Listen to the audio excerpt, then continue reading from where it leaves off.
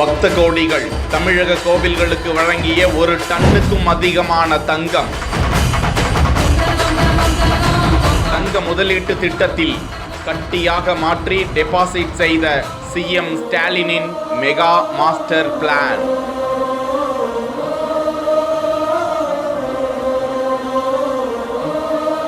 வட்டி மட்டும் சுமார் 16 கோடி கிடைக்க வழி செய்தது எப்படி?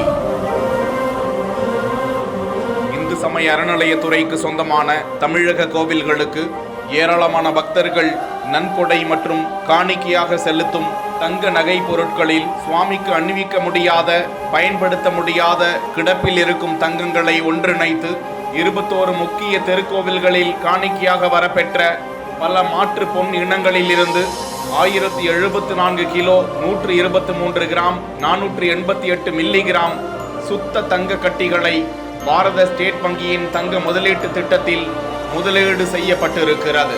இதற்கான ஆதாரமாக திருச்சி சமயபுரம், பழனி முருகன் கோவில், கோவை மாசாணியம்மன் திருக்கோவில் ஆகிய கோவில்களின் அறங்காவலர் குழு தலைவர்களிடம் தங்க முதலீட்டிற்கான பத்திரங்கள் வழங்கப்பட்டிருக்கின்றன.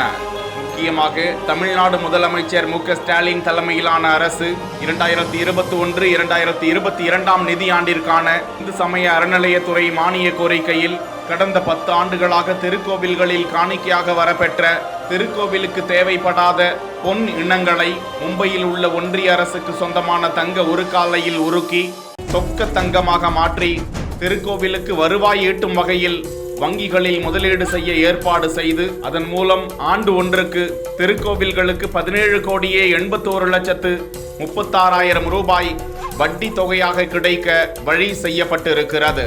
இதற்கான நிகழ்ச்சியில் இந்து சமய அறநிலையத்துறை அமைச்சர் பி.கே. சேகர் பாபு, ஓய்வு பெற்ற சுப்ரீம் கோர்ட் நீதியரசர் துரைசாமி ராஜு, ஓய்வு பெற்ற ஐகோர்ட் நீதியரசர்கள் ரவிச்சந்திர பாபு மற்றும் அறநிலையத்துறை ஆணையர்கள், வங்கி பொது மேலாளர் உள்ளிட்ட பல உயர் அதிகாரிகள் கலந்து கொண்டனர். பக்தர்களால் செலுத்தப்பட்டிருக்கும் காணிக்கைகளை திருக்கோவில்களுக்கு ஒரு வருமானமாக மாற்ற வழிவகை செய்திட்ட முதலமைச்சரின் இந்த திட்டம் குறித்து என்ன கருதுகிறீர்கள்?